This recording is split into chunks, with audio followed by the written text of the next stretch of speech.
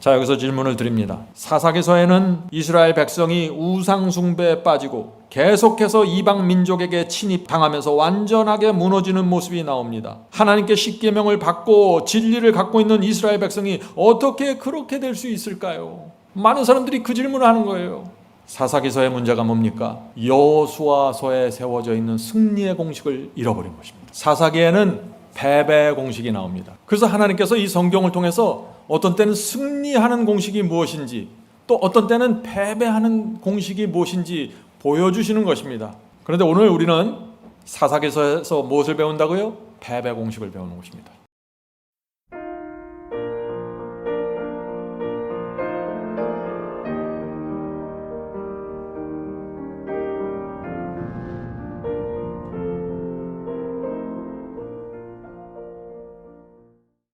지난 시간에 우리가 여호수아서를 살펴보았고, 또 여호수아에 나오는 그 승리의 공식이 무엇인지 살펴보았습니다. 여호수아서는 가나안에 들어가는 믿음과 충성이 어떤 것인지 정확하게 보여줍니다. 여호수아의 다음 장이 뭐죠? 그 여호수아서 다음 장이 사사기입니다. 사사기에는 그런데 전혀 다른 장면이 나옵니다. 사사기에는 패배의 공식이 나옵니다. 그래서 하나님께서 이 성경을 통해서 어떤 때는 승리하는 공식이 무엇인지, 또 어떤 때는 패배하는 공식이 무엇인지 보여주시는 것입니다. 그래서 당신의 백성들이 신앙을 어떻게 해야 되는지 구체적으로 보여주시는 것입니다. 자, 하나님의 백성이 어떻게 하면 사탄의 공격을 받고 무너지게 되는지 그것을 보여주는 것이 무엇이에요? 그것이 사사기입니다. 그래서 오늘 우리가 사사기에서 중요한 교훈을 배우는 것입니다. 자, 질문을 드리죠. 만약 이스라엘이 하나님의 명령대로 법궤를 메고 요단강을 건너지 않았다면 어떻게 됐을까요? 앞에 요단강이 있으니까 난 건너가지 않겠습니다. 어떻게 돌아갈 방법이 없을까요? 이렇게 되면 어떻게 됐을까요? 하는 질문이죠. 만약 이스라엘이 여리고성을 13번 돌지 않고 12번만 돌고 포기했다면 어떻게 됐을까요? 가나안에 들어갔을까요? 하는 질문입니다. 가나안에 들어가지 못했죠. 성도 여러분, 이스라엘 백성이 여호수아에서 보여주는 승리의 공식이 무엇입니까? 하나님께서 지시하는 대로 순종하면 가나안을 얻을 수 있구나. 이것을 보여주는 것입니다. 하나님께서 지시하는 대로 가야 된다는 것입니다. 사람의 생각과 판단을 따르지 않고, 사람의 느낌과 감정을 따라가지 않고, 하나님의 판단과 하나님의 지혜와 하나님의 말씀을 믿고 따라가는 것입니다. 그래서 승리한 것입니다. 성도 여러분, 승리의 공식이 이제 무엇인지 알겠죠? 승리의 공식은 단순합니다. 믿음과 순종입니다. 믿기만 하는 것이 아니에요. 순종하는 것입니다. 믿기 때문에 순종하는 것입니다. 믿지 못하는 사람은 순종 못해요. 그러나 믿으면 순종하게 되는 것이죠. 당연한 것입니다. 이것이 우리의 마음의 원칙이에요. 이스라엘 백성은요, 눈앞에 어떤 상황이 나타나더라도 압도당하지 않았습니다.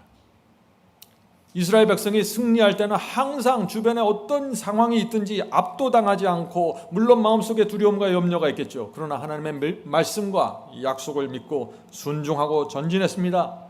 그럴 때는 항상 하나님께서 약속하신 것이 그들의 손에 주어졌습니다. 성도 여러분, 시련과 장애물이 나타날 수 있습니다. 그러나 하나님의 말씀과 약속을 믿고 전진하는 것입니다. 그것이 가나안에 들어가는 유일한 성공 방식입니다. 그런데 오늘 우리는 사사기서에서 무엇을 배운다고요? 패배 공식을 배우는 것입니다. 어떻게 하면 패배하는지, 사실 그것은 배우지 않아도 우리가 많이 알고 있는데 사사기서에서 우리가 오늘 그것을 다시 한번 확인할 필요가 있다는 것입니다. 하나님의 인도를 따라 이스라엘 백성이 가나안에 들어갔잖아요. 근데 사사기에서 보면 이스라엘 백성이 크게 무너집니다. 두 개의 전혀 다른 장면. 자, 어떻게 이것을 이해하게 될까요? 사사기서의 마지막 장 마지막 절에 이 말씀을 보면은 사사기서에 나타나는 문제가 뭔지 우리가 볼 수 있습니다. 자, 사사기서 21장 25절 보겠습니다. 사사기 21장 25절입니다. 그때 이스라엘의 왕이 없으므로 사람이 각각 그 소견대로 옳은 대로 행하였더라. 자, 사사기서의 문제가 뭡니까? 패배 공식의 문제가 뭔가요? 이스라엘 백성이 다 자기 소견대로 행했다는 것입니다. 자기 소견대로 행했다는 것이 뭐예요? 이 킹 제임스 성경에 보면 이렇게 돼 있어요. 자기 눈에 옳게 보이는 대로 행했더라. 무슨 뜻인가요? 하나님의 뜻이 분명히 무엇인지 알았어요. 그런데 내 생각에는 이것이 맞다고 생각한 것입니다. 하나님의 뜻이 무엇인지 분명히 아는데 내 생각에는 이 길이 맞아. 내 눈에는 이 길로 가야 돼. 내 판단은 저 길이 맞아. 이렇게 자꾸 하나님의 뜻과 충돌하는 것입니다. 이것이 패배 공식입니다. 백성들이 다 자기 생각대로, 자기 눈에 보이는 대로 갔어요. 그러니까 이스라엘 교회가 어떻게 됐을까요? 이스라엘의 나라가 어떻게 됐을까요? 이스라엘의 가정들이 어떻게 됐을까요? 다 무너진 것입니다. 성도 여러분, 이스라엘은 하나님께서 약속하신 땅 가나안을 유업으로 받았어요. 근데 여기서 문제가 생긴 것입니다. 어떤 문제가 생겼을까요? 하나님께서는 가나안족들을 하나님께서 약속하신 땅에서 완전히 내쫓으라 그랬어요. 그런데 이스라엘 백성이 어떻게 했어요? 자기 소견대로 행했습니다. 내 생각은 그렇지 않아. 하나님의 말씀은 가나안족을 다 내쫓는 거지만 내 생각에는 꼭 그렇게 하지 않아도 될 것 같아. 이렇게 생각한 것입니다. 그래서 어떻게 됐어요? 가나안 땅에 들어갔지만은 어떻게 됐어요? 가나안족과 나란히 섞여서 살게 된 것입니다. 하나님께서 그거를 경고하신 거예요. 가나안 땅에 들어갔지만 가나안족 사이에 들어가서 이스라엘 백성이 살게 된 것입니다. 여기서 이스라엘의 패배 공식이 시작된 것입니다. 우주를 만든 하나님께서 모든 것을 내다보시면서 가나안족을 모두 내쫓아야 돼 라고 알려주셨는데 이 벌레보다 못한 사람들이 하나님, 나는 다른 생각을 갖고 있습니다. 이렇게 한 것이죠. 그래서 우리는 같이 살겠습니다. 우리가 성경을 보면서 어떤 때 이스라엘 백성이 승리하고 어떤 때 이스라엘 백성이 완전히 패배하는지 이 정확한 경계선을 보아야 되는 것입니다. 그것이 구약 성경을 읽는 방법이에요. 여호수아가 죽은 이후에 이스라엘을 통치하는 사사들의 시대가 시작되었습니다. 자, 가나안족이 어떻게 됐어요? 사사시대 시대가 시작이 됐는데 가나안족을 다 내쫓지 않으니까 주변에 있는 가나안족들이 어떻게 됐어요? 이스라엘의 신앙과 이스라엘의 문화를 조금씩 파먹기 시작했습니다. 이스라엘은 계속해서 주변에 있는 이방 민족들의 침입을 받을 수밖에 없었어요. 계속해서 그들의 악한 영향을 받고 그들의 우상을, 내가 섬기는 신과 그들의 우상을 자꾸 비교하게 되었습니다. 어떻게 됐을까요? 이것이 또 패배 공식입니다. 성도 여러분, 우리 삶에 가나안족이 있으면 확실하게 내쫓아야 됩니다.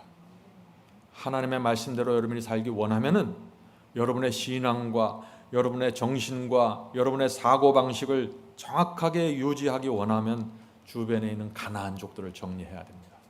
각 사람마다 다를 거예요. 그 가나안족이, 내 삶에 들어와 있는 가나안족이 무엇인지 기도해 보세요. 성령께서 가르쳐 주실 것입니다. 옛날 이스라엘 백성처럼 어중간하게 가나안족들을 내 주변에 남겨두면은 가나안족과 함께 살아가면 서서히 무너지는 것입니다. 어느 하늘날 갑자기 무너진 게 아니에요. 수십 년을 겪으면서 무너져간 것입니다. 이스라엘 백성이 남겨둔 그 정복하지 않은 가나안족들, 이 가나안족들이 욕심을 내고 계속해서 이스라엘을 쳐들어왔습니다. 가나안족을 내줬으면 참 이스라엘 백성들이 하나님의 뜻대로 평안하게 살았을 텐데 그러지 못한 것입니다. 계속해서 투쟁해야 됩니다. 무슨 얘기예요? 성도 여러분, 여러분들 주변에 여러분들 삶 속에 가나안족들을 남겨두잖아요. 계속해서 그거하고 투쟁하면서 살아야 돼요.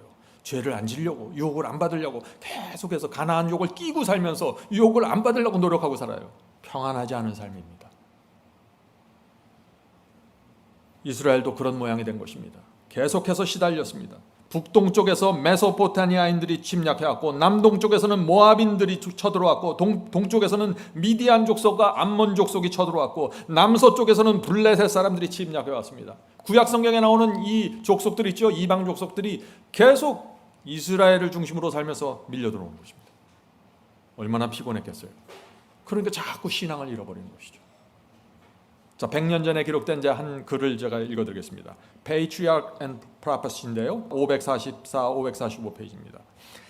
여호수아에게 교훈을 받은 세대가 사라지기까지는 우상 숭배가 거의 머리를 들지 못했으나, 무슨 소리예요? 여호수아가 같이 산 세대, 여호수아의 신앙을 보았던 사람들입니다. 승리의 공식이 무엇인지 정확하게 맛을 보았던 사람들이에요. 이런 사람들이 사라지기 전까지는 문제가 되지 않았다고요.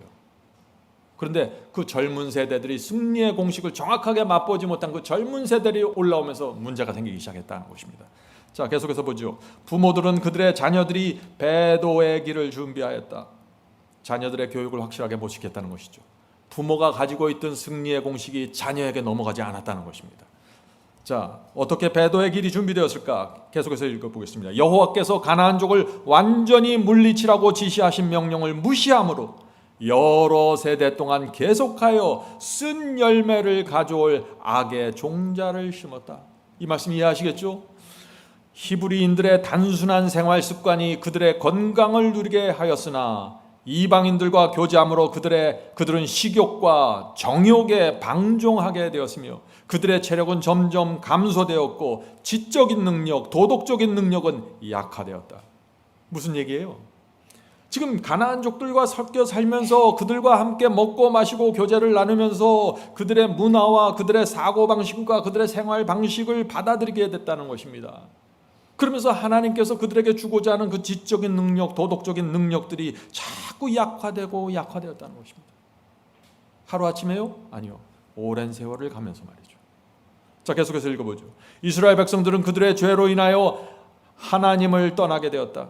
그러므로 하나님의 능력이 그들로부터 물러가서 그들은 더 이상 저희 원수를 이길 수 없게 되었다. 그리하여 그들은 하나님을 힘입어 정복할 수 있었던 바로 그 민족들에게 압제를 당하게 되었다.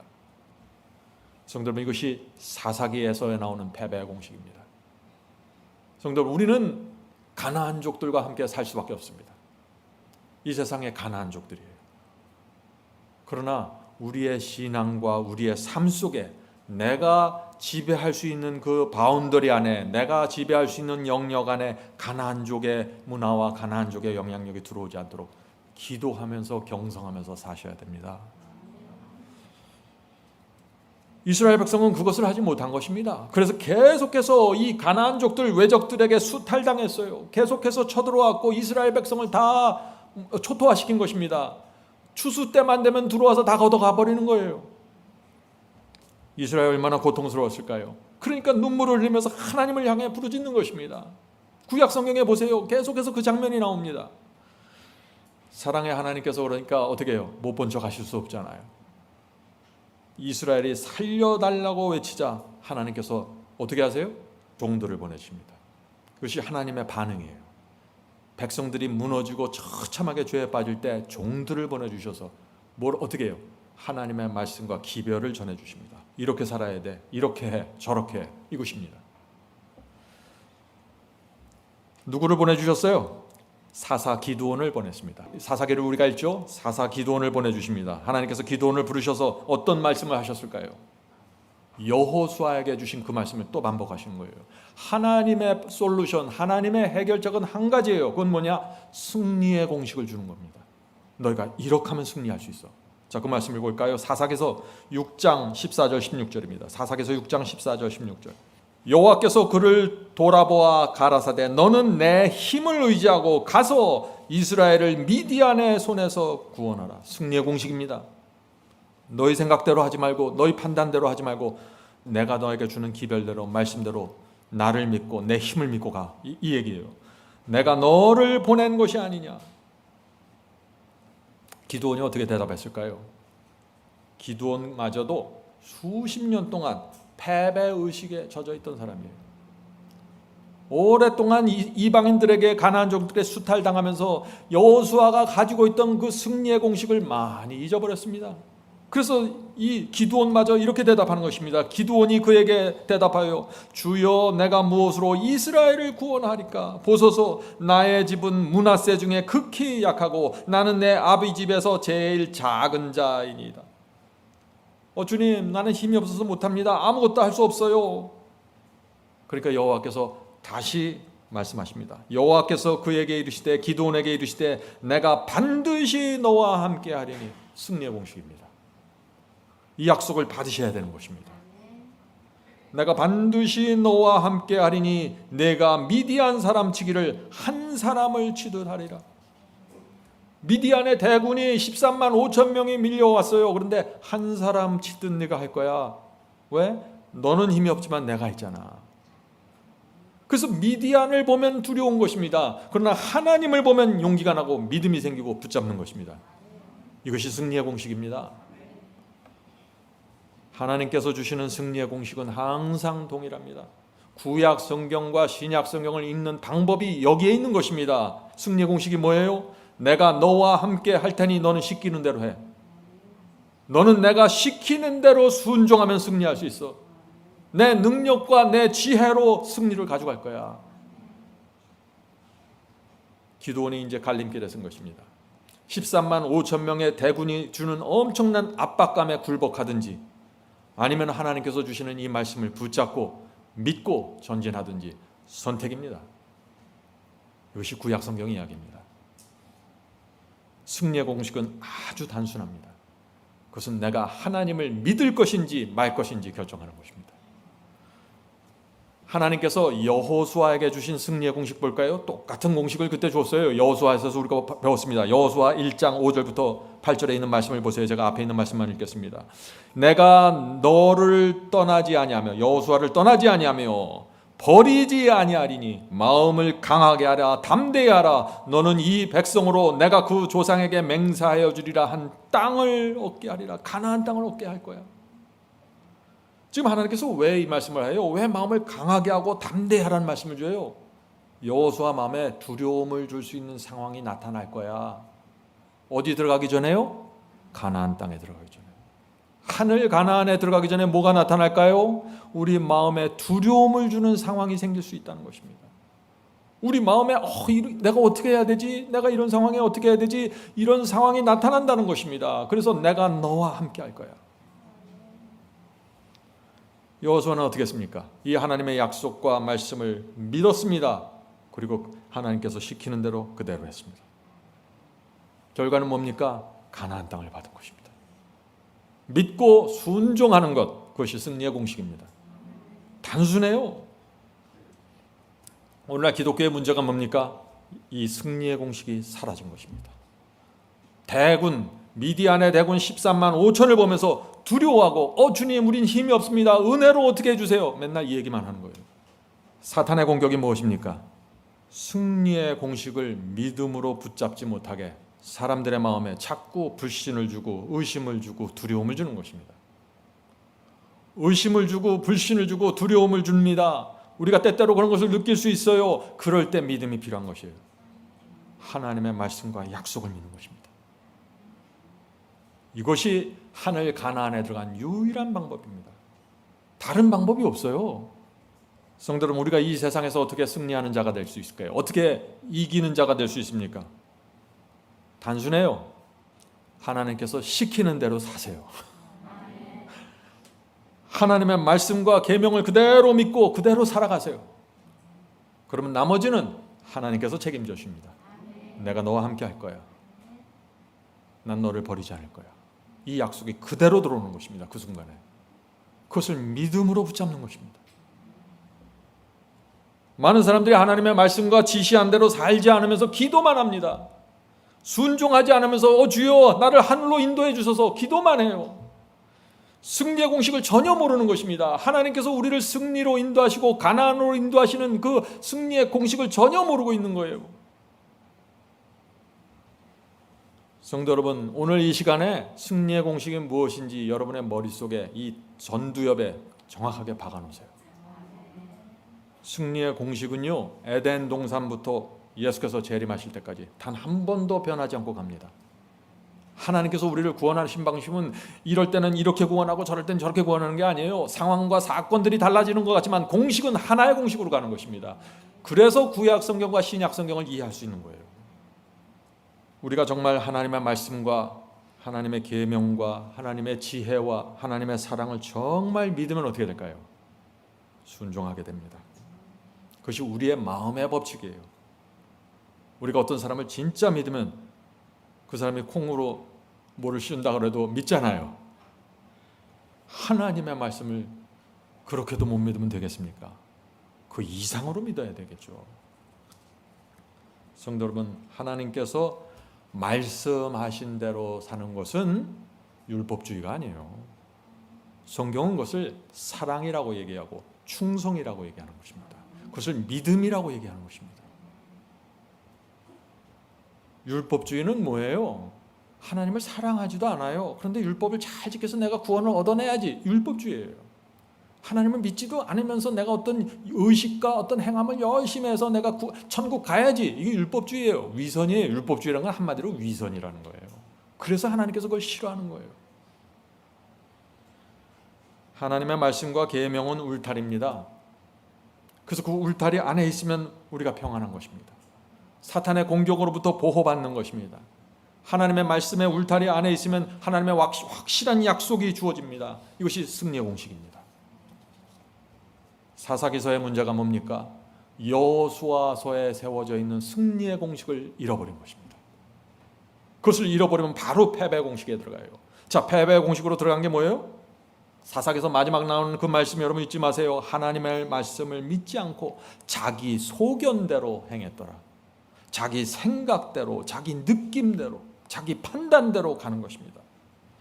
그래서 이스라엘 전체가 황폐하게 된 것입니다.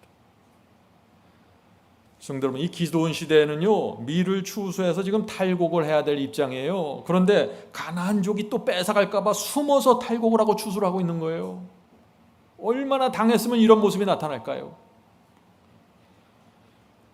자, 여기서 질문을 드립니다. 사사기서에는 이스라엘 백성이 우상 숭배에 빠지고 계속해서 이방 민족에게 침입당하면서 완전하게 무너지는 모습이 나옵니다. 하나님께 십계명을 받고 진리를 갖고 있는 이스라엘 백성이 어떻게 그렇게 될 수 있을까요? 많은 사람들이 그 질문을 하는 거예요. 사사기서를 보면서 구약 성경을 보면서 계속해서 가나안족과 이방 민족이 들어와서 이스라엘을 지배하고 끌어가고 죽이고 황폐시키는데 도대체 하나님의 백성들인데 남은 무리인데 어떻게 이런 장면이 나올 수 있습니까? 하고 자꾸 질문하는 거예요. 대답 아시죠? 이제 승리의 공식으로 들어오질 않았어요. 이스라엘 백성들의 문제는 이렇게 시작이 되는 것입니다. 가나안족들을 완전히 물리치라 했는데 그대로 놨죠? 그들과 섞여 삽니다. 그러면서 항상 주변에 있는 가나안족들을 보게 되는 것이죠. 그러면서 어떤 생각을 했어요? 그들과 비교하고 그들과 경쟁하고 우리도 저들처럼 살고 싶다는 욕망을 갖기 시작하는 것입니다. 왜 이스라엘 백성들이 이 가나안족들에 대한 부러움을 느끼게 됐을까요? 가만히 이스라엘 백성들이 보니까 저 사람들은 하나님의 말씀과 계명대로 살지도 않아요. 근데 농사를 지면 잘 되거든요. 풍년이 되는 것 같아요. 부와 재물을 쌓는 것 같아요. 자기네들이 볼 때. 자기들은 하나님께 농사를 지면 첫 열매를 바치고 11조를 드리고 무슨 헌물을 바치고 많아요. 하나님께서 주신 명령들이. 근데 저 사람들은 그런 거 하나도 안 해도 잘 사는 것 같아요. 부러운 거예요. 이스라엘 백성들이 그들의 신을 부러워하기 시작한 것입니다. 그래서 그들처럼 우상을 섬기고 그들을 흉내내기 시작한 것입니다. 이것이 이스라엘의 깊숙이 들어온 패배 공식의 시작입니다. 이렇게 살아가자 하나님께서 어떻게 하셨을까요? 그들을 보호해주는 손길을 거둘 수밖에 없는 거죠. 그래서 이스라엘 백성들이 계속해서 주변 가나안족들과 이방 민족의 침입을 받게 됐고 나라 전체가 황폐하게 되는 것입니다. 성도 여러분, 우리의 삶에 황폐함과 참담함이 있습니까? 여러분의 삶에 인생이 초토화됐습니까? 끝이 보이지 않는 어떤 고통이 있습니까? 승리의 공식으로 돌아가세요. 지금이라도 승리의 공식으로 돌아가면 다시 시작할 수 있습니다. 승리의 공식이 뭐예요? 하나님의 말씀과 계명을 믿고 그 말씀 안으로 들어오는 것입니다. 마음속에 우상이 있는 거 버리세요. 하나님의 말씀과 약속을 붙잡으세요. 시키는 대로 사세요. 시키는 대로 순종하세요. 그렇게 되면 승리의 공식으로 다시 세워지기 시작합니다. 자, 미디안의 대군이 쳐들어왔습니다. 그러니까 이스라엘 전 나라에서 그 이스라엘 사람들이 몰려들겠죠. 싸우기 위해서 몰려들었습니다. 그런데 많은 이스라엘 백성들이 몰려들었는데 하나님께서 어떻게 해요? 기드온에게 돌려보내라 그러죠. 사람들을 걸러라 이렇게 말씀하십니다. 지금 한 사람도 아쉬워요. 다 모여도 13만 5천 명 상대도 안 돼요. 그런데 어떻게 해요? 한 사람도 아쉬운 상황에서 대부분을 돌려보내라는 것입니다. 기드온이 순종했습니까? 그렇겠습니다. 지금 무엇이 작동하는 거예요? 승리의 공식이 작동하기 시작하는 거예요. 대다수의 사람들이 집으로 돌아가게 되었고 이스라엘의 그 300명의 군사가 남았습니다. 이들이 13만 5천의 그 미디안 대군을 성공적으로 물리쳤습니다. 대승입니다. 어떤 일이 생겼어요? 지금 이스라엘이 패배 공식에 젖어있던 이스라엘이 다시 여호수아가 세워놓은 그 승리의 공식으로 돌아온 것입니다. 우리 그리스도인의 삶은 내가 승리의 공식으로 살아가느냐 패배의 공식으로 살아가느냐 거기서 결정돼 버리는 거예요. 내가 하나님의 힘과 하나님의 보호하심을 받고 살아갈 것인가 말 것인가 거기서 결정되는 것이에요. 단순한 거예요. 이벤젤리즘 책이 있습니다. 거기 32페이지에 참 놀라운 말씀이 있습니다. 하나님께서는 내용이 없고 이름뿐의 신앙을 가지고 철저히 회개하지 않는 교인 60명보다는 교회 다녀요. 그리스도인이라는 이름을 갖고 있어요. 그런데 철저하게 회개하지 않는 이 60명보다는 진리를 참으로 깨닫고 회개한 6명의 교인을 갖는 것을 더 원하신다. 수많은 이스라엘 백성보다는 300명을 갖겠다는 거예요. 성도 여러분, 제 간절한 소망은 저희 교회 안에 승리의 공식이 확실하게 세워지는 것입니다. 그래서 여러분 모두가 하나님의 말씀 안에서 만족하고 행복하게 살길 원하는 것입니다. 사탄의 공격으로부터 철저하게 보호받으면서 말이죠. 물론 하나님께서는 믿음이 부족한 사람도 사랑하십니다. 사랑하시는 건 틀림없어요. 계명 밖으로 나간 분들도 사랑하세요. 그러나 보호가 안 된다는 것입니다. 하나님의 뜻은 우리가 진리가 무엇인지 정확하게 깨달아서 그 진리의 공식, 승리의 공식을 알고 그 공식대로 살기를 원하는 것이에요. 그 공식이라는 건 하나님께서 당신의 백성을 인도하는 방법이에요. 자, 이제 여기서 중요한 질문을 드립니다. 아마 여러분들이 이 질문은 처음 받아보실 거예요. 하나님께서 뽑으신 그 기드온의 300명은 그렇다면 어떤 사람들이었을까요? 그들은 어떤 성품을 가졌고 어떤 신앙을 가진 사람들이었을까요? 하는 질문입니다. 하나님께서 300명을 뽑으라 그랬잖아요. 우리는 그 300명의 정체를 알아야 됩니다. 하나님께서 어떤 사람들을 뽑아서 인도하시고 승리를 얻으시는지. 페이트리악 프로퍼스입니다. 549, 550. 이스라엘에서 선발된 300명은 용기와 자제력을 가졌을 뿐 아니라 신앙이 확고한 자들이었다. 그들은 우상 숭배로 자신을 더럽히지 않은 자들이었다. 놀라운 말씀이죠. 중요한 포인트입니다. 이 300명은요 우상을 섬기고 자기 마음대로 살다가 자기 소견대로 살다가 어느 날 갑자기 300명으로 뽑혀져 온 사람들이 아니에요. 하나님께서 사람들을 불러낼 때, 당신의 백성을 불러낼 때 그런 식으로 불러내지 않아요. 그들은 용기와 자제력을 갖고 확고한 자들입니다. 우상을 섬기지 않았어요. 이스라엘의 남은 자들입니다. 이스라엘의 남은 자들을 불러내서 그들을 갖고 미디안을 물러치는 것입니다. 하나님께서 승리하시는 방법이 이거예요. 하나님께서 다니엘과 세 친구를 불러내서 그들을 통해서 바벨론 전체를 복음화시키잖아요. 하나님께서 이 움직이시는 방법을 잘 이해하셔야 돼요. 자, 계속해서 읽어보죠. 자, 왜 하나님께서 이 300명을 뽑으셨는지. 하나님께서는 그들을 지휘할 수가 있으셨고 그들을 통하여 이스라엘을 구원할 수 있었다. 무슨 얘기예요? 하나님께서 그들을 지휘할 수 있었다는 말씀이 뭐예요?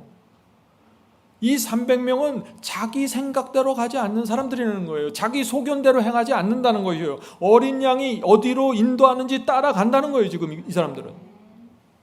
하나님께서 순종하는 자들을 통해서 승리하시는 것입니다. 성도 여러분, 굉장히 중요한 원칙입니다. 계속해서 읽어보죠. 성공이란 숫자에 달려있는 것이 아니다. 하나님께서는 많은 사람뿐만 아니라 적은 사람을 통해서도 구원하실 수 있다. 성도 여러분, 하나님께서 숫자가 많아야 복음을 전파하고 이 세상에서 승리하고 예수께서 재림하시는 게 아니에요. 적은 숫자라도 하나님께 온전히 충성하고 정말 하나님을 사랑하고 하나님을 신뢰하고 따라가는 자들, 하나님께서 지휘할 수 있는 자들, 이들만 있다면 그들이 300명이든지 다니엘의 세 친구 4명이든지 상관하지 않으시겠다는 거예요. 왜요? 어차피 승리는 하나님의 능력으로 이루어져요. 300명이 잘해서 14만 5천 명이 물리친 게 아니에요. 이스라엘 백성이 무슨 능력이 있어서 요단강을 건너고 가나안 땅을 들어간 게 아니에요. 모든 것은 하나님의 능력으로 이루어지는 거예요. 근데 그 능력과 그 말씀을 믿고 따라서 움직여줄 사람이 필요하다는 거죠. 계속해서 읽겠습니다. 하나님께서는 사람의 숫자를 통해서보다는 오히려 당신을 따르는 자들의 흔들리지 않는 성품으로 영광을 받으신다. 아멘. 하나님께서 어떤 분들을, 어떤 사람들을 통해서 영광을 받으신다고요? 흔들리지 않는 사람들. 어떤 때는 내 뜻과 주님의 뜻이 맞으면 주님을 따라가고 내 뜻과 주님의 뜻이 다르면 내 뜻대로 행하고, 이런 사람들을 통해서 영광 받지 못한다는 거예요. 오늘 많은 분들이 주님을 믿는다고 하면서 자꾸 흔들립니다. 주님을 사랑한다고 말은 하는데 자꾸 흔들립니다. 기드온의 300명은 그런 사람들이 아니라는 것이죠. 용기 있고 자제력이 있고 하나님께서 지휘할 수 있는, 흔들리지 않는 사람들. 어떻게 그럴 수 있을까요? 어떻게 흔들리지 않을 수 있을까요? 하나님을 너무 믿기 때문에 그런 거예요. 하나님을 너무 신뢰하기 때문에 그러는 거예요. 하나님의 말씀이라면 그것이 반드시 이루어지고 그분의 능력이라면 못할 게 없다는 그 믿음이 있기 때문에, 주님 동쪽입니까? 동쪽으로 가죠. 서쪽입니까? 서쪽으로 가겠습니다. 제 생각에는 남쪽인데 주께서 북쪽이라고 하니 북쪽으로 갑니다. 흔들리지 않은 사람들입니다. 성도 여러분, 이 승리의 공식으로 들어가려면 반드시 극복해야 될 과제가 있는데 그게 뭔지 아세요? 두려움입니다. 미디안의 14만 5천 명을 보면 두렵죠. 로봇가 아니에요. 당연히 두려움이 생기는 것입니다. 그런데 하나님을 믿습니다. 하나님의 능력과 그분의 지혜와 그분의 사랑을 믿는 것입니다. 승리의 공식입니다. 그것이. 성도 여러분, 우리가 우리 남은 생애를 어떻게 살아야 될까요? 하나님께서 말씀하신 대로 사십시오. 흔들리지 말고 하나님께서 주신 말씀과 하나님께서 주신 예언을 신뢰하고 믿고 전진하십시오. 그것이 승리의 공식입니다. 말씀하신 대로 예배 드리세요. 말씀하신 대로 빚이 있으면 빚을 정리하고 채무를 문둥병처럼 멀리하세요. 돈신 만몬신 말씀하신 대로 버리세요. 말씀대로 가셔야 됩니다. 그래야 승리의 공식으로 가는 거예요. 한번 이렇게 승리하면 영원히 승리할까요? 아니죠. 그것이 사사기서의 기별입니다. 이 큰 승리를 기드온이 거뒀잖아요. 그 승리 후에 큰 시험에 또 빠집니다. 이 기드온이 하나님께서 이 허락하지 않으신 이 제사장의 직무를 하려고 합니다. 그래서 대제사장을 흉내내서 애복과 흉패를 만들어서 자기가 입습니다. 어떤 일이 생겼습니까? 다시 승리의 공식을 잃어버리게 되는 것입니다. 기드온의 죄가, 이 죄가 이스라엘 백성들 마음속에 큰 데미지를, 상처를 줬죠. 왜요? 하나님께서 사용하는 종이 저렇게 마음대로 하네? 이 생각이 또 백성들 속에 들어가는 거예요. 페이트리악 프라파스입니다. 556페이지에 이런 말씀이 있는 것입니다. 100년 전에 쓰여진 말씀입니다. 가장 높은 지위에 서 있는 자들도 타락할 수 있다. 한번 구원받는다고 영원한 구원이 아니에요. 기드온처럼 놀라운 믿음을 가졌다가도 무너질 수 있다는 것입니다.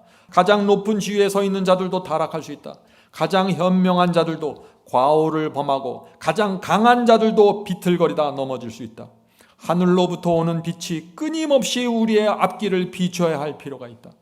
우리의 유일한 안전은 나를 따르라고 말씀하신 그리스도께 우리의 길을 절대적으로 의탁하는 데 달려있다. 성도 여러분, 우리의 안전이 어디에 있습니까? 나를 따르라고 하신 주님을 절대적으로 의지하는 것이라고. 왜 절대적이라는 표현을 썼을까요? 나를 믿지 말라는 것입니다. 내 생각대로, 내 소견대로, 내 판단대로, 내 느낌대로 가지 말고 하나님의 말씀과 하나님께서 주신 교훈과 계명을 붙잡고 가라는 것이에요. 승리의 공식입니다. 자, 세월이 또 흐릅니다. 기드온이 죽습니다. 이스라엘 백성들은 기드온에게 큰 은혜를 받았죠. 사실 신세를 진 것입니다. 기드온에게. 기드온이 용기를 내서 승리의 공식으로 맨 먼저 들어간 종이에요. 그런데 이 이스라엘 백성이 이 기드온의 은혜를 잊어버리고 자신들의 세력을 유지하려고 어떻게 했어요? 한 사람을 지도자로 추대했는데 그게 누구예요? 아비멜렉입니다. 아비멜렉이 누구예요? 이 아비멜렉은 기드온의 서자예요. 근데 기드온의 아들들을 다 모아놓고 한꺼번에 다 죽여버렸어요. 그리고 자기도 비참하게 죽습니다. 결국에는.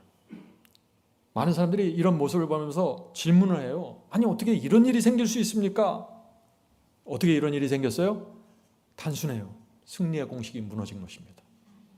하나님의 말씀과 하나님의 지시와 하나님의 뜻을 잊어버리고 또 자기 마음대로 가는 거예요. 이스라엘의 역사, 구약 성경의 역사는 계속해서 이것이 반복되는 것입니다. 그걸 통해서 우리 보러 배우라는 것입니다. 언제 승리하고 언제 패배하는지 말이죠. 자, 그러니까 어떻게 됐어요? 이스라엘 백성들이 이렇게 또 패배 공식으로 돌아가니까 또 외적들이 침입하기 시작합니다. 성도 여러분, 여러분의 삶 속에서 승리의 공식으로 살지 않으면 자꾸 이 가나안족들이 몰려 들어옵니다. 지금 하나님께서 보호하시는 손길이 거두어지고 외적들이 공격합니다. 암몬족 속에 들어오고 블레셋들이 지금 몰려와서 또 불지르고 약탈하고 식량을 뺏어가는 것입니다. 이스라엘 백성도 참담하게 또 하늘을 보면서 하나님 살려주세요, 도와주세요 하고 또 외치기 시작합니다. 하나님께서 어떻게 하실까요? 또 도와주시겠죠? 자, 이 말씀을 보죠. 이스라엘 백성들의 모습입니다. 사사기서 10장 10절부터 16절입니다. 자, 앞부분만 읽겠습니다. 이스라엘 자손이 여호와께 부르짖어 가로되 우리가 우리 하나님을 버리고 바알을 섬김으로 주께 범죄하였나이다. 참 답답해요. 이스라엘 백성들 보면 항상 무너지고 다 망가져서 고통스러우면 그때 하나님을 찾기 시작해요. 그때 자기 죄를 자백합니다. 우리가 우리 하나님을 버리고 바알을 섬겼습니다. 하나님, 그래서 이런 일이 생겼습니다. 이렇게 하는 거예요. 성도 여러분, 우리가 사사기서를 통해서 무엇을 배워야 하나요? 하나님께서 인도하시고 하나님께서 보호하실 때 겸손해야 되는 것입니다. 하나님께서 나를 인도해 주시고 보호해 주시고 모든 것이 잘 되고 모든 것이 축복이 되고 모든 것이 안전할 때 순종하십시오. 철저하게 순종하세요. 하나님의 뜻대로 가세요. 그것이 하나님의 보호하심이 유지되는 유일한 방법입니다. 그렇게 하지 않으면 무너져요. 고통 속에서 절규하게 됩니다. 하나님 살려주세요. 어떻게 내가 이렇게 무너질 수 있습니까? 이스라엘 백성이 또 다시 무너진 거죠. 하늘을 향해서 또 절규하고 울면서 부르짖습니다. 그때 하나님께서 또 불쌍히 보시고 당신의 종을 사사를 또 보내주십니다. 그게 누구예요? 입다입니다. 사사 입다를 또 일으키십니다. 그래서 입다를 통해서 외적을 물리치고 승리를 거두십니다. 자, 그래서 다시 승리의 공식이 회복되는 것처럼 보이는 겁니다. 자, 그런데 여기서 또 이상한 일이 생겨요. 어떤 일이 생겼을까요?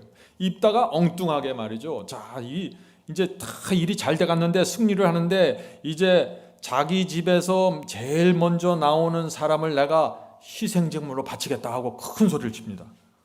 아니 왜 그런 엉뚱한 소리를 하는지 모르겠어요. 쓸데없는 얘기 아니에요 이거는. 그런데 자기 집에서 제일 먼저 나온 사람이 누구예요? 네, 무남동녀 딸이 나오는 거예요. 그러니까 어떻게 해요? 그 딸을 번제로 바칩니다. 많은 사람들이 이 사사기서에 나오는 이런 장면을 이해를 못하는 거예요. 아니 어떻게 이런 일이 생길 수 있습니까? 너무 이해가 안 됩니다. 이해 안 될 거 없어요. 사사기서의 기별은 분명해요. 뭐예요? 아무리 높은 영적인 위치에 올라갔어도 하나님의 말씀과 하나님의 지혜를, 하나님의 계명을, 그것에 대한 믿음을 잃어버리고 엉뚱한 짓하고 겸손을 잃어버리고 자기를 높이고 엉뚱한 말을 하면, 이상한 결정을 하면 무너진다는 것입니다. 그것이 사사기서의 기별이에요. 아무리 영적으로 높은 위치에 올라갔어도 하나님께 대한 믿음을 잃어버리면 안 되는 것입니다. 하나님의 말씀을 신뢰하면서 한 발 한 발 믿음으로 가야 됩니다. 왜요? 사탄이 있어요. 이 세상엔 사탄과 악령들이 늘 공격하려고 기다리고 있는 상태예요. 하나님과 사탄의 전쟁이 벌어지고 있어요. 하나님만 계신 게 아니에요. 이 세상에는 승리는 하나님께 달려있는데 마치 내가 뭘 할 수 있는 것처럼 건방져지면 어떻게 돼요? 망한다는 것입니다. 사사기서의 기별입니다. 그것이. 자, 질문을 드리죠. 참 이상합니다. 이스라엘은 왜 계속해서 하나님을 버리고 떠나갔을까요? 하나님께서 그들이 고통 속에서 울면서 절규할 때마다 불쌍히 보시고 그들을 구원해 주셨는데 왜 금세 하나님을 떠나서 또다시 우상으로 빠집니까? 이상합니다. 이런 질문을 하는 것입니다. 이 질문에 대한 대답이 있어요. 페이트리악 프로퍼스입니다. 557페이지에 있는 말씀을 읽어드리겠습니다. 슬픔이 참 회개를 이루는 것은 아니다. 이스라엘 백성이 고통 속에서 참담함 속에서 울면서 하늘을 향해서 외쳤어요. 그들이 눈물을 흘렸어요. 하나님 도와주세요. 그런데 그 슬픔이 참된 회개를 뜻하지 않을 수 있다는 것입니다. 이스라엘 백성은 저희 죄가 그들에게 고통을 가져온 까닭에 슬퍼한 것이지 저희가 하나님의 거룩한 율법을 범하여 하나님께 욕을 돌린 까닭에 슬퍼한 것이 아니었다. 무슨 얘기예요? 자기 신세 타령한 거예요. 자기 신세가 너무 슬프게 돼서 눈물을 흘린 거예요. 처참해서. 그건 회개가 아니라는 거예요. 내가 하나님의 명예를 실추시켰습니다. 내 이런 삶 때문에, 내 이런 결정 때문에 하나님의 이름에 먹칠을 했습니다. 제가. 이것이 참된 회개라는 것입니다. 이런 사람들은 다시 옛날 그 참담함상으로 돌아가지 않는다. 악순환이 되지 않는다는 것이죠. 자, 계속해서 읽어보죠. 참된 회개란 죄에 대하여 슬퍼하는 것 이상을 의미한다. 그것은 악으로부터 결정적으로 돌아서는 것이다. 이스라엘의 문제가 뭐예요? 우상을 다 깨뜨리고 그리고 나서 울어야 되는데, 그리고 나서 회개해야 되는데 우상을 그대로 붙잡고 있으면서 울기만 하는 거예요. 하나님, 왜 내가 이렇게 살아야 됩니까? 오늘날 많은 사람들이 오해하고 있는 회개가 바로 이것입니다. 우리가 이 회개를 말하고 믿음으로 의롭게 되는 칭의를 말하고 이런 것을 얘기할 때 꼭 기억해야 될 인물이 있습니다. 탕자예요. 탕자가 어땠습니까? 아버지 재산을 들고 나가서 다 망가먹었죠. 다 까먹었습니다. 그리고 다 가난하게 되고 돼지우리에 주저앉게 됐습니다. 돼지우리의 쥐엄나무도 먹어서 부족한 거예요. 돼지우리 안에서 배가 고픈 거예요. 그럴 때 아버지의 사랑을 기억합니다. 그래서 이 탕자가 용기를 내서 아버지라면 다시 나를 받아줄 거야. 아버지를 향해서 돌아갑니다. 아버지를 향해서 돌아갔는데 아버지는 벌써 이미 집 밖에 나와서 기다리고 있었어요. 계속해서 기다린 거예요. 탕자가 나간 후에 단 하루도 기다리지 않은 날이 없어요. 탕자가 돌아왔을 때 그를 껴안아주고 씻어주고 새 옷을 입혀줍니다. 탕자의 죄를 용서하고 의의 옷을 입혀주는 장면입니다. 사람들이 이렇게 생각해요. 내가 눈물을 돌리고 하나님께 돌아가면은 그냥 의의 옷을 입혀주고 그때부터 난 구원이다. 뭘 놓쳤어요?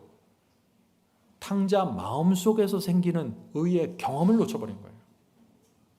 탕자가 아버지께 돌아와서 정말 아버지, 제가 돌아왔습니다. 용서해 주시옵소서 하고 아버지 앞에 무릎을 꿇었을 때 그 마음속에 어떤 변화가 생겼을까요? 이제부터는 제가 아버지 말씀이라면 믿겠습니다. 아버지가 주시는 말씀이라면 내가 사랑의 권면으로 받겠습니다. 아버지께서 주시는 어떤 계명이라도 내가 감사함으로 받겠습니다. 이것이 새 마음을 받는 경험이에요. 그래서 죄를 용서받을 때, 아버지께 돌아왔을 때, 회개할 때 반드시 탕자의 마음속에 있는 이 새 마음이 성령의 역사로 이루어지는데 성경을 그것을 새 언약이라고 부르는 것입니다. 새 마음을 받았다고 하는 것이에요. 그래서 이렇게 탕자가 어떻게 될까요? 과거 자기가 집 떠났을 때 있었던 그 모든 악으로부터 결정적으로 돌아서게 되는 것입니다. 아버지 옆에 들어와서 옛날 돼지우리에 있고 세상에 나갔을 때 그 악을 다시 되풀이할까요? 아버지, 나 이제 구원받고 유산을 받았으니까 이제부터 내 뜻대로 또 살겠습니다. 은혜로 덮어주세요. 이런 생각 감히 했을까요? 그럴 수 없는 거예요. 그럴 수 없는 마음을 받는 겁니다. 이것이 믿음으로 의롭게 된다, 그런 말을 하는 것이에요. 이것이 구원의 경험이에요. 이스라엘 문제가 무엇입니까? 사사기서의 문제가 무엇이에요? 하나님께서 그들을 붙잡아 주시고 그들을 건져 주실 때마다 이 경험 속으로 들어가지 않았다는 것이에요. 그냥 하늘을 향해서 외치고 기도하고 그냥 눈물만 흘렸다는 거예요. 탕자 마음속에 있으니 이 경험, 삭개오의 마음속에서 생긴 그 경험, 막달라 마리아 속에서 생긴 그 경험, 그 마음이 생기질 않았다는 것이에요. 그냥 보호만 원하는 거예요. 축복만 받기 원하는 것입니다. 그래서 구약 성경에 이스라엘 속에서 계속해서 악순환이 되풀이되는 것입니다. 세월이 흘러갑니다. 이스라엘은 또다시 우상을 섬기고 하나님 앞에서, 여호와 앞에서 음행까지 합니다. 그래서 하나님께서 또 어떻게 해요? 이 이스라엘을 블레셋에게 40년 동안 또 붙이실 수밖에 없는 상황이 생기는 것입니다. 블레셋이 계속해서 공격하고 수탈해 갑니다. 황폐해집니다. 이스라엘이 고난 속에서 또 눈물을 흘립니다. 하나님을 향해서 울부짖습니다. 하나님께서 또 어떻게 하실까요? 그 자비의 하나님께서 또 사사 삼손을 부르십니다. 내가 널 부르니까 이스라엘을 구해다오. 그런데 너는 내 말대로 움직여야 돼. 어차피 네 힘 갖고는 안 돼. 네가 힘이 세지만 네 힘 갖고는 안 된다. 내 힘으로 대한 거야. 승리의 공식을 주십니다. 그러자 이 여호와의 권능이 삼손에게 임하십니다. 그리고 삼손이 이 나귀의 등뼈로 1000명의 불러 군세를 죽입니다. 이스라엘 보호합니다. 자, 그러면은 삼손이 계속해서 그렇게 여호와의 능력을 갖고 살았습니까? 아니죠. 무너집니다. 승리의 공식을 또 잃어버립니다. 왜 잃어버려요? 이방 여인들이 오는 것입니다. 사탄은 계속해서 가나안족을 보내요. 하나님의 백성에게 가나안족을 보내는 것입니다. 그래서 그들의 마음을 흔들어버려요. 이방 여인들에게 시달리죠. 계속해서 미혹당했습니다. 이 삼손은 하나님께 여러 번 기회를 받았습니다. 그러나 그때마다 정욕과 방종으로 무너지는 것입니다. 삼손의 생애는 우리에게 큰 교훈을 줍니다. 하나님께서 놀라운 특권과 기회를 주셔도 그것을 소홀히 여기고 그것을 함부로 대하면 무너진다는 것입니다. 삼손은 계속해서 죄의 길을 걸어갔고 결국 어떻게 되었습니까?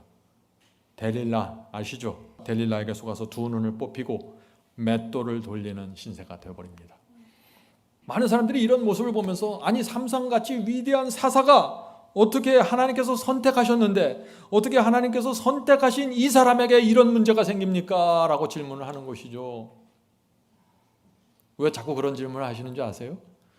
하나님께서 한번 구원하시면 계속 구원하셔야지 왜 자꾸 이런 엉뚱한 얘기가, 엉뚱한 장면이 나옵니까? 이런 착각을 하는 거예요. 의아할 거 없어요. 사사기의 기별은 분명합니다. 사사기의 기별은 분명해요. 아무리 여호와의 신이 임하고 엄청난 능력을 받은 사사 삼손이라고 할지라도 하나님의 말씀을 붙잡고 믿고 순종하지 않으면 하나님의 권능이 사라진다는 것입니다. 사탄에게 끌려가 버린다는 것입니다. 이것이 사사기의 기별입니다. 사사기의 기별은 혼돈하지 않을 정도로 분명하게 세워져 있습니다. 자, 페이트리아크 프로페시입니다. 삼손은 육체적으로는 이 세상에서 가장 강한 사람이었으나 자제와 성실과 확고부동함에 있어서는 가장 약한 자 중에 한 사람이었다. 강한 정욕의 소유자를 강한 인물로 오해하는 자들이 많으나 사실은 정욕의 지배를 받는 자는 가장 약한 사람이다. 많은 사람들이 어떻게 생각해요? 강한 사람은 어떤 사람 강하다고 생각해요? 막 소리를 지르고 근육이 있고 막 압박하고 그러면 강해 보이잖아요. 어쩌 사람 강한 사람이야. 근데 어떻다고요? 가장 약한 사람이라고요. 강한 사람은 뭐예요? 성경이 말하는 강한 사람이 뭐예요? 자기를 컨트롤할 수 있는 사람입니다. 자기의 정욕과 자기의 욕심을 십자가에 못 박을 줄 아는 사람이 가장 강한 사람이에요. 아무리 기골이 약하고 아무리 몸이 연약해도 내 자아를 십자가에 못 박고 주 앞에 굴복하는 사람들이 성경이 보는 강력한 군대입니다. 기도원의 300명입니다. 그런 사람들이. 삼손은 근육이 장대하고 힘이 있었지만 그것이 안 됐다는 거예요. 자, 계속해서 읽겠습니다. 인간의 참 위대함은 그가 감정을 지배함으로 측정되는 것이지 그를 지배하는 감정의 힘으로 측정되는 것이 아니다. 감정이 폭발적으로 나오고 감정이 굉장하다고 해서 강한 사람이 아니라고요. 오해하지 마세요. 하나님의 섭리의 보가 삼손에게 임하여 그로 하여금 맡겨진 사업을 성취할 준비를 할 수 있도록 하였다. 삼손의 생애는 바로 시초부터 체력과 지력과 도덕적 순결을 위한 좋은 조건에 놓여 있었다. 삼손은 정말 좋은 조건을 받은 사람입니다. 나시린으로 부르심을 받았습니다. 하나님께서 이스라엘에게 주신 그 절제의 원칙을 다 이해했어요. 어떻게 살아야 된다는 주님의 뜻을 다 이해했습니다. 누구보다도 좋은 조건 속에서 인생을 시작했어요. 자, 그런데 무너진 것입니다. 계속해서 읽어보죠. 그러나 여인들과 악한 친구들의 감화로 인하여 삼손은 유일하고 안전한 방벽이 되시는 하나님을 의지하는 일을 버리고 악의 조수에 휩쓸려 버렸다. 하나님께서 주신 말씀과 의무를 따르는 자들이 시련을 당하면 하나님께서 그들을 보호하지만, 자, 여기 중요한 말씀이 나옵니다. 하나님께서 주신 말씀과 의무를 따르는 자들에게 시련이 오면은 하나님께서 그들을 보호하실 수 있지만, 하나님의 뜻이 무엇인지 알면서 고의로 의도적으로 자신을 유혹의 세력 밑에 갖다 놓으면은 그들은 조만간에 무너질 것이다. 넘어질 것이다. 무슨 얘기인지 아시겠죠? 우리가 주님의 뜻대로 살기 위해서 좁은 길을 걸어갈 때 문제가 생기고 어려움이 생기죠. 그때는 하나님께서 보호하실 수 있다는 거예요. 왜? 우리가 주님의 뜻대로 살기 위해서 좁은 길을 가면서 당한 시련이기 때문에 그거는 하나님께서 지켜주신다는 거예요. 근데 하나님의 뜻이 무엇인지 알면서 버리고 넓은 길을 가면서 하나님 도와주세요, 보호해 주세요 해도 안 된다는 것입니다. 왜요? 삼손을 보호하지 못한 하나님께서 우리도 보호할 수 없다는 거예요. 너무나 당연한 거예요, 이거는. 그래서 여러분들이 하나님의 말씀을 믿고 살다가 삶 속에서 시련이 오고 고난이 오면은 하나님을 신뢰하실 수 있습니다. 기도하실 수 있어요. 하나님 저를 지켜주세요, 보호해 주세요. 여러분들이 믿음으로 기도할 수 있는 겁니다. 그런데 하나님의 뜻이 무엇인지 알면서 자기 제발로 유혹의 환경으로 들어가는 것입니다.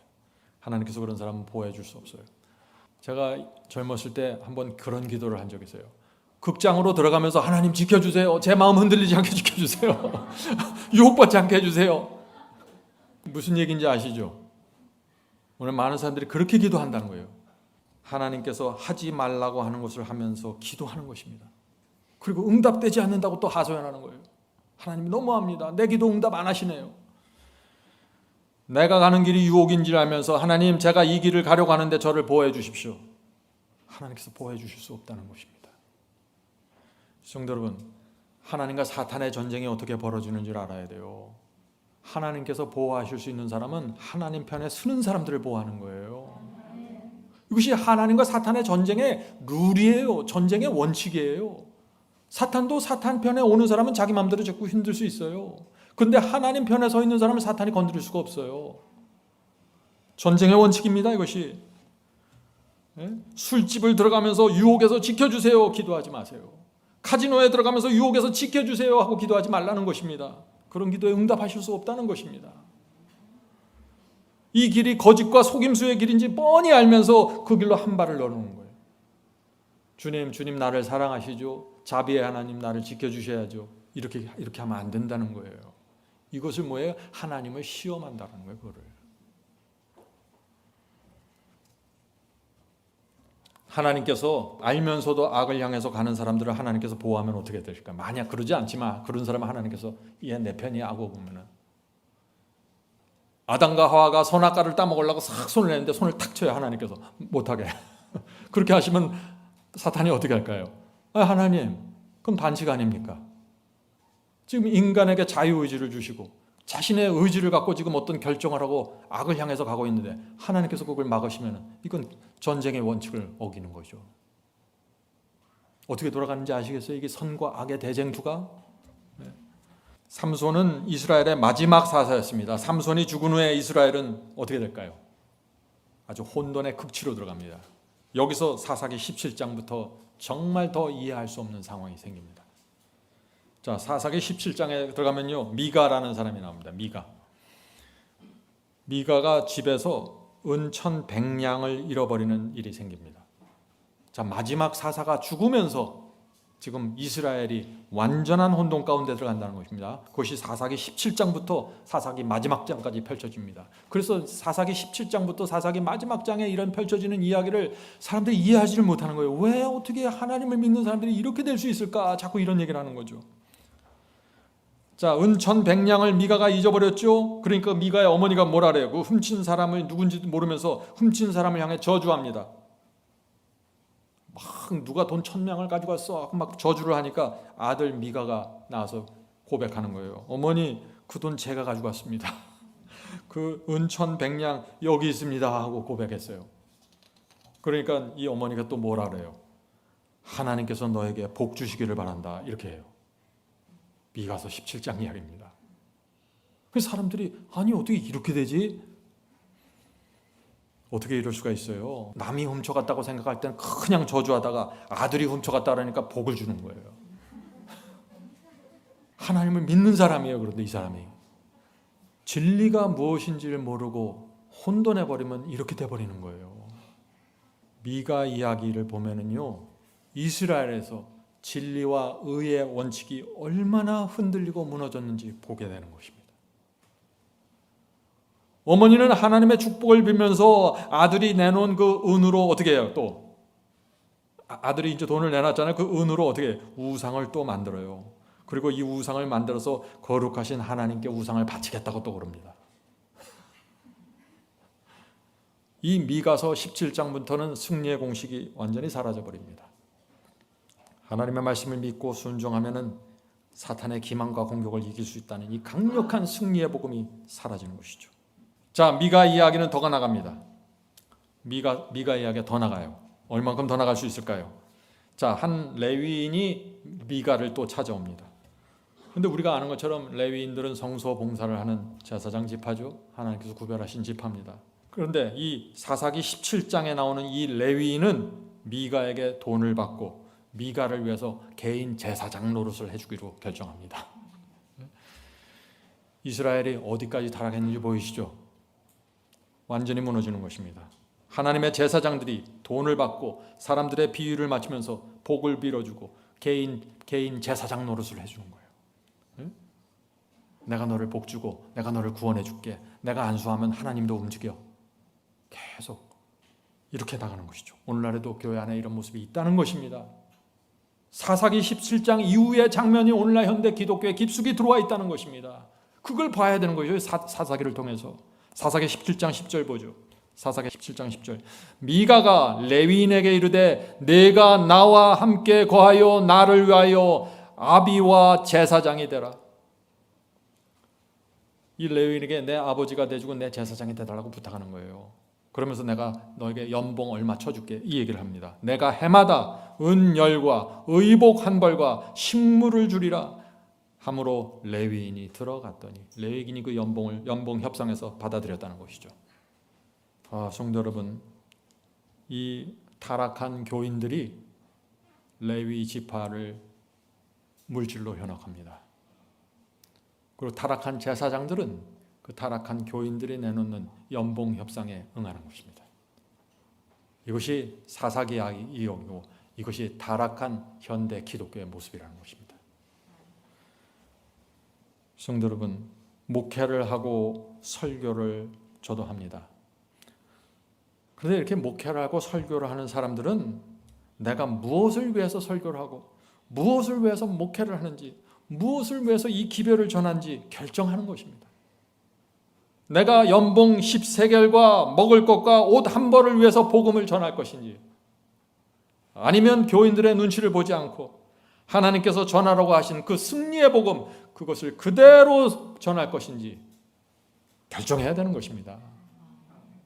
설교자들은 거기서 구원과 멸망이 결정되는 것입니다. 사사기서 18장으로 넘어가죠. 가면 갈수록 더 참담해진다 그랬죠. 어떤 장면이 나올까 이제. 자, 사사기서 18장 30절 31절입니다. 단 자손이 자기를 위하여 그 새긴 신상을 세우고 또 우상 세우는 얘기 나오죠. 모세의 손자, 이제 모세의 손자까지 나와요. 모세의 손자 게르손의 아들 요나단과 무슨 얘기예요? 모세의 손자까지 우상 생기는데 지금 우상 세우는데 참여한다는 것이죠. 그 자손은 단 지파의 제사장이 되어 이 백성이 사로잡히는 날까지 이르렀더라. 많은 사람들이 사사기서를 읽으면서 아니 어떻게 이럴 수 있습니까? 어떻게 모사의 손자, 증손자까지 이렇게 우상을 섬길 수 있나요? 너무 이상합니다, 성경이.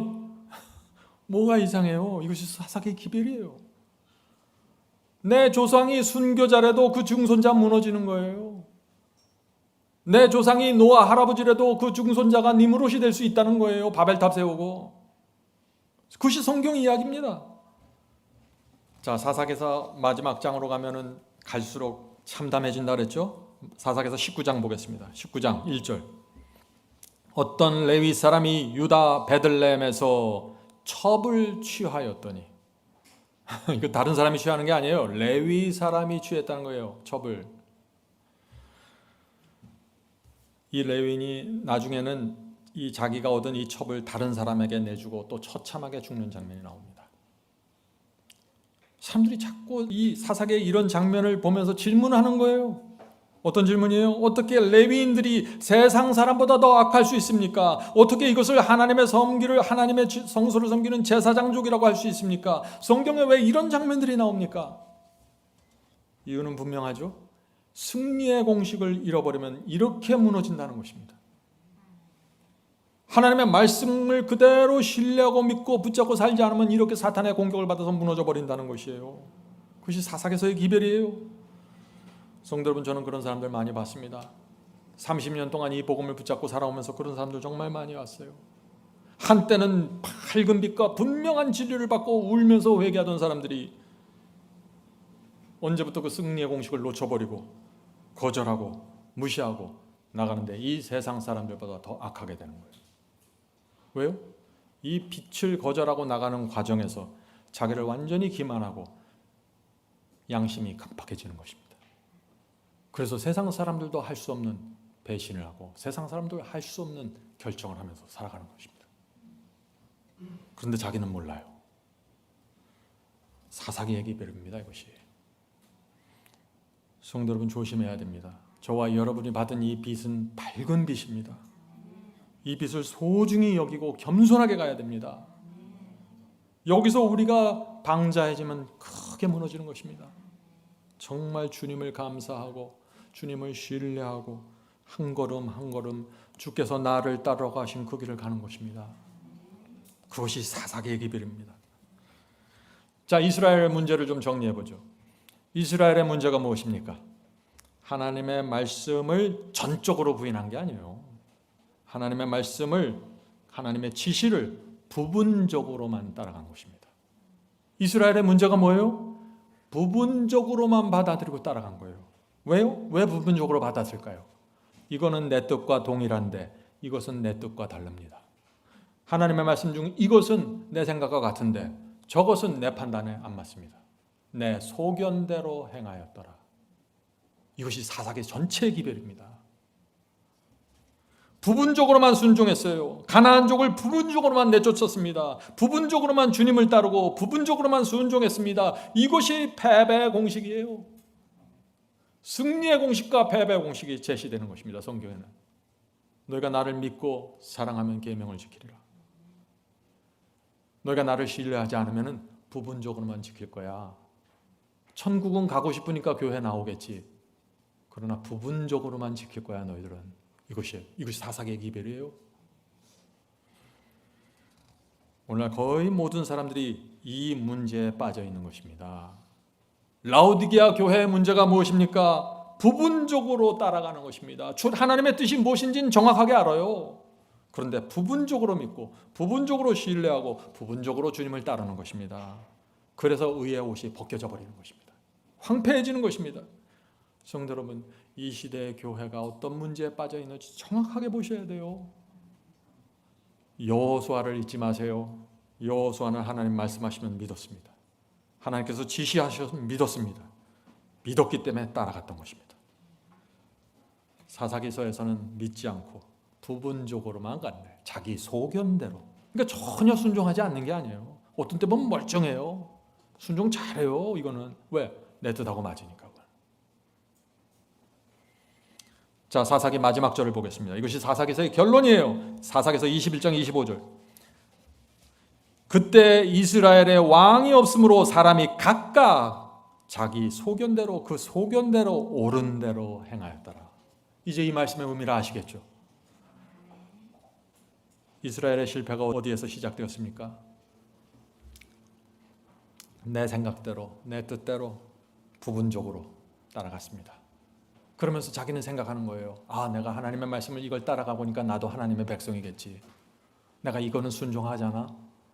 알고 있는 다른 많은 것들을 버리고 있는 상태에서 말이죠. 그렇게 하지 말라는 거예요. 그렇게 해서는 하나님께서 지켜줄 수 없다는 거예요. 그렇게 해서는 가나안 땅에 들어갈 수 없다는 것입니다. 지금 그것이 여호수아와 사사기서의 기별이에요. 성도 여러분, 우리의 생각, 우리의 판단은 잘못될 수 있습니다.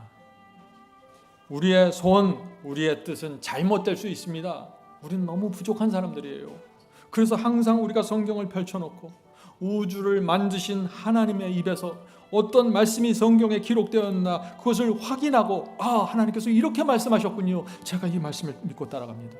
내 뜻은, 내 느낌은, 내 감정은 이게 아니지만, 내 판단은 이게 아니지만 하나님의 뜻은 이거였군요. 저는 하나님을 믿습니다. 이것이 승리와 구원으로 들어가는 신앙입니다. 성도 여러분, 우리가 정말 하나님을 믿으려면 결정적으로 믿읍시다. 그렇게 할 때 성령께서 우리를 인도하시고 하나님께서 우리의 삶 속에 들어와서 보호해 주십니다. 하나님께서 저와 여러분을 축복하시고 하늘 가는 길까지 인도해 주시길 간절히 바랍니다.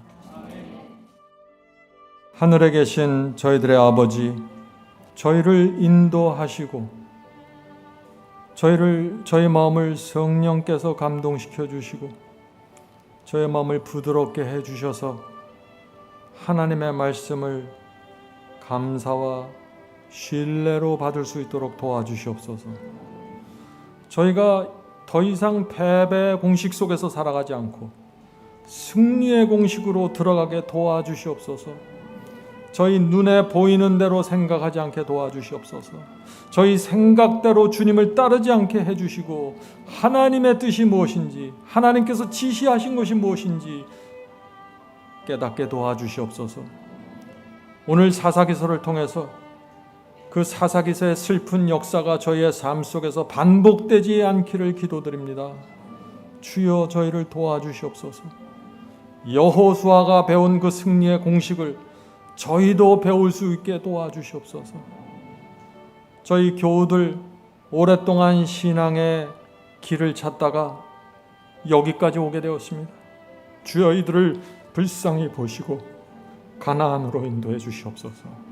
흔들리지 않게 도와주시옵소서. 하나님의 말씀이라면은 내 뜻을 내려놓고 받게 도와주시옵소서. 영적인 분별력을 갖게 해주시고 주께서 인도하시는 한 걸음 한 걸음 안정적으로 따라가게 도와주시옵소서. 하늘에 계신 아버지, 하나님의 말씀과 성령의 은혜가 아니면은 저희가 쉽게 흔들립니다. 주여, 하나님께서 살아계시고 하나님께서 존재하시고 하나님께서 이 지구를 여기까지 인도해 오셨고 예수께서 재림하시는다는 사실을 저희가 믿습니다.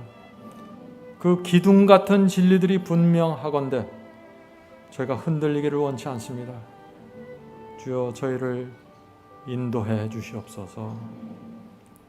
오늘 함께 기도하는 성도들 중에 필요한 것들이 있습니다. 주님을 따라서 좁은 길을 가고 있는데 시련이 있고 부족함이 있는 성도들이 있습니다. 주여, 주께서 도와주시고 채워주시고 인도해 주시옵소서. 이 모든 말씀 예수님의 이름으로 간절하게 기도드립니다. 아멘.